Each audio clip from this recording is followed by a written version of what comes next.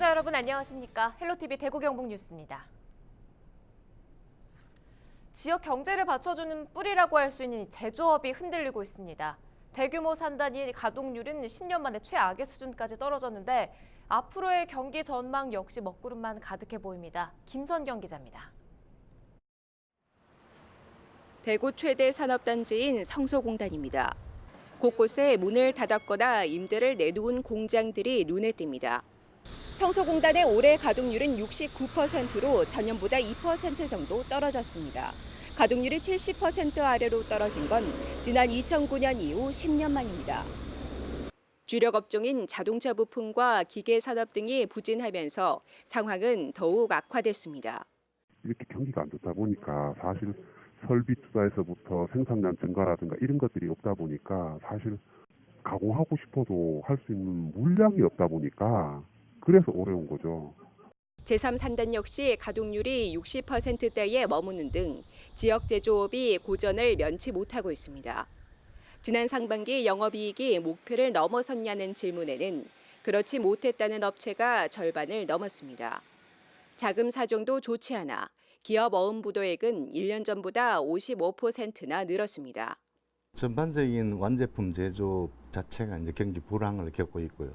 이로 인해서 그 2차, 3차 협력 업체들이 굉장히 어려운 그런 상황입니다. 가격 경쟁력과 고부가 가치 그리고 이제 수출선 다변화 이런 쪽으로 해서 전반적인 구조 조정이 필요한 그런 시점에 지금 와 있습니다. 앞으로 경기 전망도 좋지 않게 보는 기업이 더 많습니다. 올해 3분기 제조업 지수는 68, 건설업은 66에 머물렀습니다. 경기 전망 지수가 100 이상이면 긍정적, 이하면 부정적이라는 의미입니다. 계속된 경기 불황으로 제조업이 설 곳이 사라지면서 지역 경제가 갈수록 위축되고 있습니다. 헬로티비 뉴스 김선경입니다.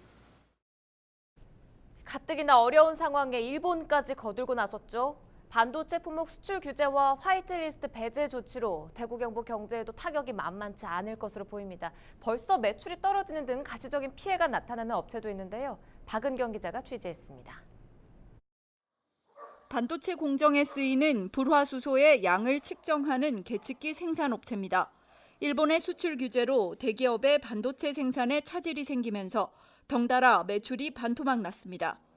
부품의 50%를 일본에서 수입하고 있어 화이트리스트 배제 조치가 시행되는 이달 말부터는 계측기 생산 자체도 걱정해야 하는 상황입니다. 일단은 모든 일 생산 자체가 줄 수밖에 없는 거잖아요. 그죠? 그리고 지금 이제 국제적인 여러 가지 경기로 인해서 지금 또 안 좋은 상태고, 그래서 지금 대기업들이 생산 설비 투자를 계속 지금 연기를 하고 있는 상황.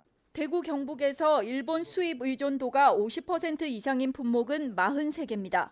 대구 경북연구원은 이미 규제가 강화된 반도체 3개 품목을 포함해 군사용으로 의심되는 품목이 개별 허가로 전환되면 생산은 480억 원, 수출은 3,100억 원 감소할 것으로 전망하고 있습니다. 인구 4만 명 규모의 지자체 한 해 예산과 맞먹는 돈입니다.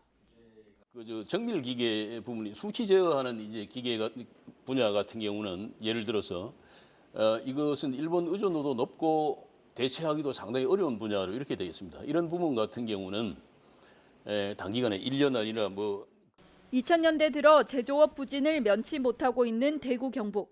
계속된 불황에 일본의 수출 규제까지 겹치면서 지역 경제에 먹구름이 짙어지고 있습니다. 헬로티비 뉴스 박은경입니다. 대구 경북 소비자들의 지갑도 꽁꽁 묶였습니다. 소비자들의 경제 생활에 대한 심리를 보여주는 소비자 심리 지수가 전국 평균을 훨씬 밑돌고 있는데요.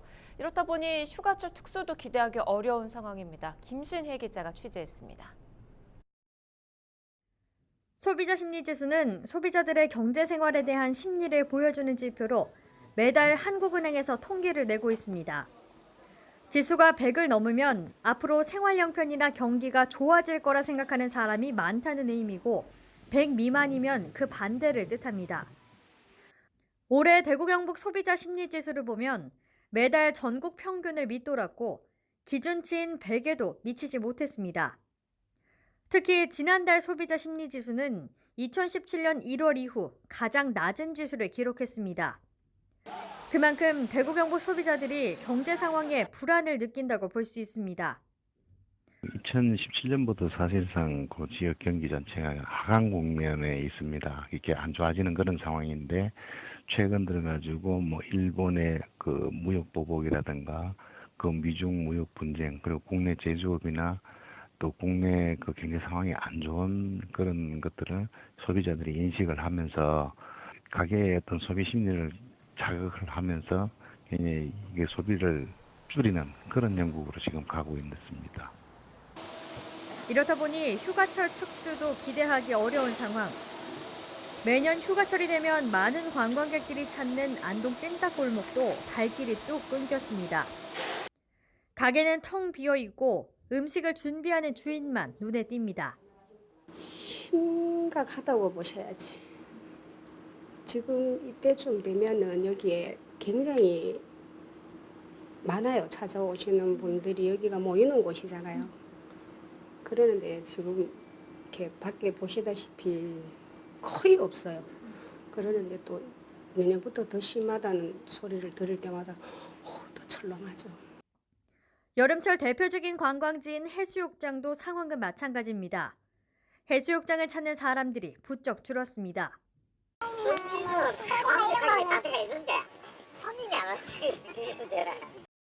경제 전문가는 이렇게 소비 심리가 위축되는 건 앞으로 경기가 더 불안해질 거란 것을 의미한다고 말했습니다. 헬로티비 뉴스 김신혜입니다. 불볕 더위 속에서도 땀 흘리며 등산하는 분들 적지 않죠?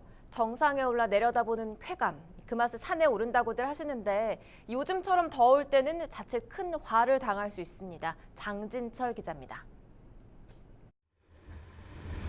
소방대원이 헬기에서 로프를 타고 내려가 등산객과 함께 헬기로 올라옵니다. 지난 3일 설악산을 오르던 28살 박모 씨가 탈진 증세를 보여 119에 구조 요청을 한 겁니다. 때이른 더위가 찾아온 지난 5월에도 강원도 철원의 한 야산에서 다리를 다치고 탈수 증세까지 보인 등산객이 구조됐습니다. 현재 기온은 보시다시피 30도를 넘었습니다. 가만히 서 있기만 해도 땀이 줄줄 날 정도로 더운데 이와 같은 살인 더위가 기승을 부리고 있지만 주요 산에는 등산객들의 발길이 끊이지 않고 있습니다. 땡볕 더위에도 등산객 대부분은 본인의 체력을 과시합니다. 아이 뭐 기본 내가 또 헬스 운동을 매일 하니까 그러니까 이건 뭐 이 정도는 뭐 나도 7대인데 77세인데. 하지만 지나친 자신감은 금물. 폭염 속 산행 사고가 끊이지 않고 있기 때문입니다. 지난해 소방에 접수된 전국 산악사고 구조건 중 30%에 달하는 2,500여 건이 6월부터 8월 사이에 발생했습니다. 폭염이 일찍 찾아온 올해도 지난 5월과 6월에만 1,400여 건의 산악사고가 발생했습니다. 준비 없는 무리한 산행이 여름철 산악사고의 주요 원인입니다. 땀을 많이 흘려 탈수 상태에 빠질 수 있기 때문에 마실 물을 충분히 가져가야 합니다. 또 뜨거운 햇볕에 장시간 노출될 경우 일사병 위험이 있는 만큼 챙이 넓은 모자를 쓰는 게 좋습니다. 대표적으로 열사병 같은 온열 질환이 많습니다. 대비하기 위해선 충분한 수분 섭취가 필요하고요. 잦은 휴식을 통해서 무리하지 않으시는 게 중요하고 사고가 발생됐을 때는 즉시 119에 신고하시는 게 좋겠습니다. 악천후로 인해 길을 잃거나 개방되지 않은 등산로를 이용하다 조난되는 사고도 적지 않습니다. 때문에 산행 전 일기예보를 반드시 확인하고 지정된 등산로만 이용해야 합니다. 더불어 나홀로 산행보다는 단체 산행을 하는 게 안전합니다. 구조당국은 몸에 이상이 있을 경우 등산로 곳곳에 설치된 국가지점 번호 또는 안내판으로부터의 거리를 이용해 119에 신고해 줄 것을 강조했습니다. 헬로티비 뉴스 장진철입니다. 대구 지역 모 사립 중고등학교 관계자들이 교비를 횡령한 정황이 드러나 교육청이 경찰에 수사를 의뢰하기로 했습니다. 대구시 교육청 감사 결과 모 학교 행정실장은 2009년 교비 9,500만 원을 인출해 아파트 분양금으로 사용한 뒤 이듬해 다시 갚은 것으로 드러났습니다. 또 2016년에는 학교 기숙사 홍보 동영상을 만든다는 명목으로 제작비 495만 원을 빼돌린 것으로 드러났습니다. 교육청은 전현직 교장 등 학교 관계자와 업체 관계자 27명을 업무상 횡령 등의 혐의로 경찰에 수사 의뢰하고 조경 벌목 공사비 과다 지급, 무자격 기간제 교사 채용권에 대한 추가 감사를 실시할 계획입니다. 경북 북부보훈지청이 지난 7일 보비스 선포 12주년 기념식을 열었습니다. 이날 기념식은 관계자 50여 명이 참여해 기념사, 우리의 다짐, 축하 케이크 커팅, 직무 역량 교육 등을 진행했습니다. 지난 2007년 제정된 보비스는 이동보훈과 노후복지를 통합한 국가보훈처에 찾아가는 보훈복지 서비스 브랜드로 현재 보훈 섬김이가 일상생활이 불편한 저소득 보훈 대상자 집에 직접 방문해 가사, 청소, 말벗 등의 서비스를 제공하고 있습니다. 최학철 전 경북도 의원이 야산에서 숨진 채 발견됐습니다. 경주경찰서는 8일 오전 7시쯤 최 전 의원과 연락이 닿지 않는다는 가족의 신고를 받고 수색 작업을 벌이던 중 안강읍의 한 야산에서 숨져 있는 최 전 의원을 발견했습니다. 경찰은 현장에 있는 유서 등을 토대로 정확한 사망 경위를 조사 중입니다. 대구시가 미니 태양광 설치 보급에 나섭니다. 대상은 대구 지역 소재 아파트에 거주하는 시민으로 설치 신청을 할 경우 비용의 75%를 지원받을 수 있습니다. 접수 신청은 오는 11월 말까지 가능하며 지원 예산이 소진되면 조기 마감될 수 있습니다.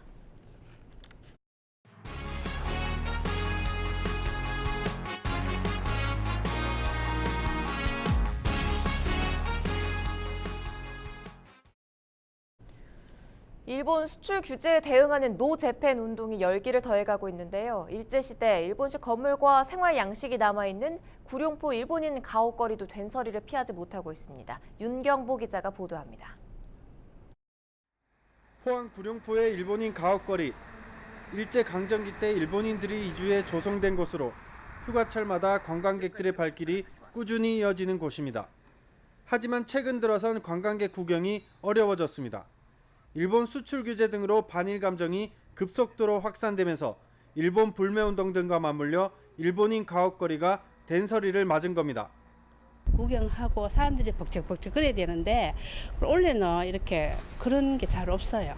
작년보다 정말 한 50-60%는 매출이 감소한 것 같아요.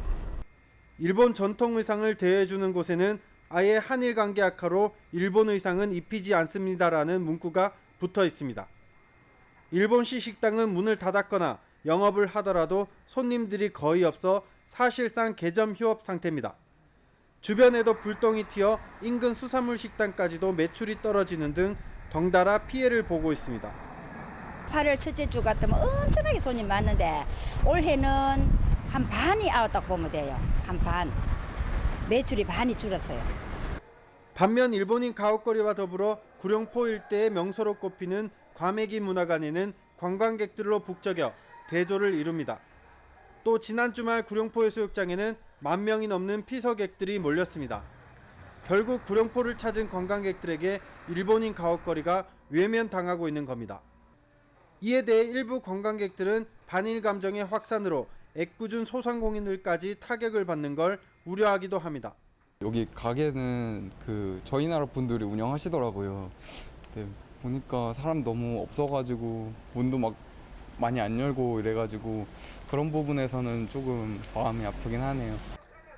일본 경제 침략에 대응한 불매운동의 분위기가 뜨거워질수록 구룡포 일본인 가옥거리는 차가운 된서리를 맞고 있습니다.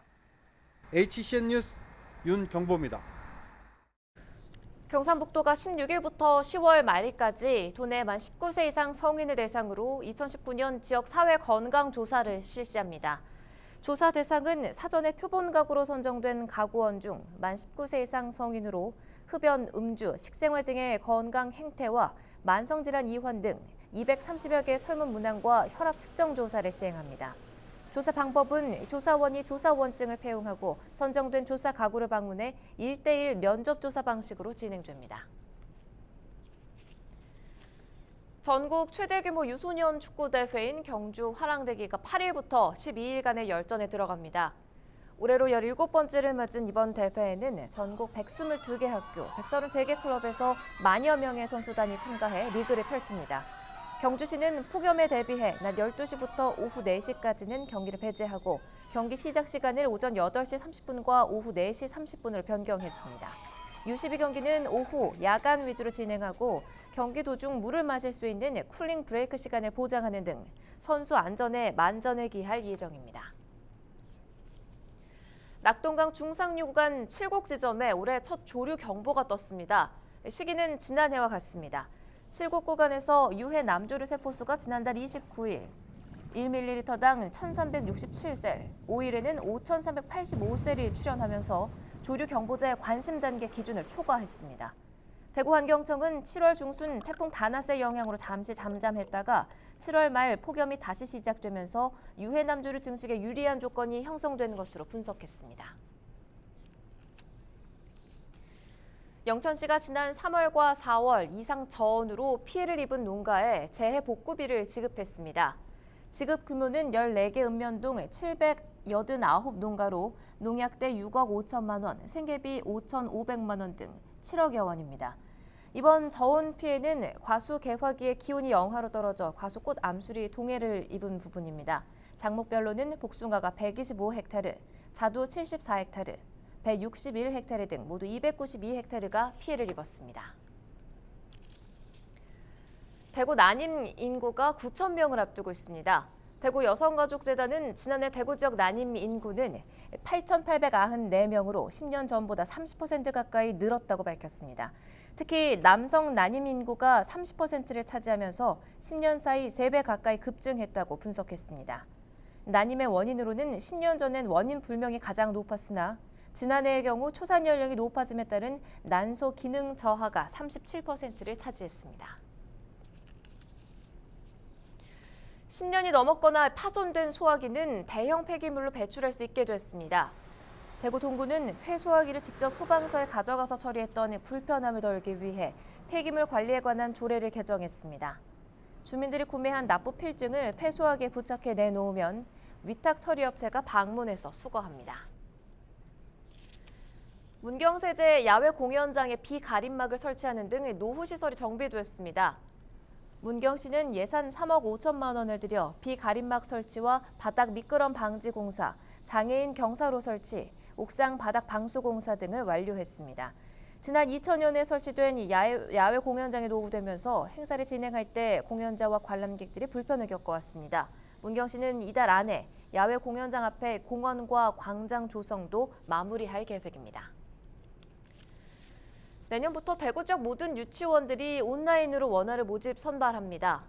이에 따라 접수하기 위해 학부모들이 직접 유치원을 찾아가야 하는 불편은 앞으로 없어질 것으로 보입니다. 대구시 교육청은 유치원 입학 공정성 등을 높이기 위해 지난 2017년 입학관리 시스템인 처음 학교를 도입해 참여를 유도해왔습니다.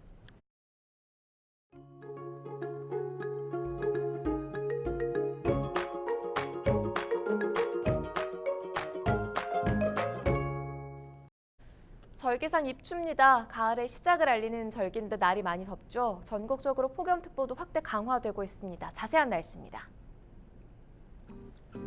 금요일 날씨입니다. 아침에 24도로 시작해 한낮 기온 34도까지 치솟겠는데요. 습도까지 높아서 불쾌지수가 높습니다. 오후 일정 여유 있게 계획하시는 게 좋겠습니다.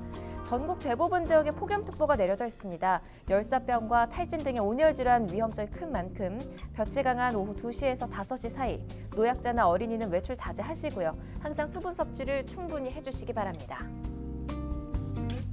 대기가 불안정해서 전국에 요란한 소나기가 지나겠습니다. 휴가철 물놀이 즐기는 분들 많이 계실 텐데요. 계곡이나 하천이 갑자기 불어날 수 있어서 안전사고에 유의를 하셔야겠습니다. 당분간 맑은 날씨 속에 무더위는 점점 더 심해지겠습니다. 주말에도 30도를 웃돌며 무더위가 기승을 부리겠습니다. 1년 중 가장 더운 시기인 만큼 건강관리에 각별히 신경을 쓰시기 바랍니다. 날씨 정보였습니다. 헬로티비 대구 경북 뉴스를 모두 마칩니다. 저희는 언제나 여러분 곁에 있겠습니다. 시청해주신 여러분 고맙습니다.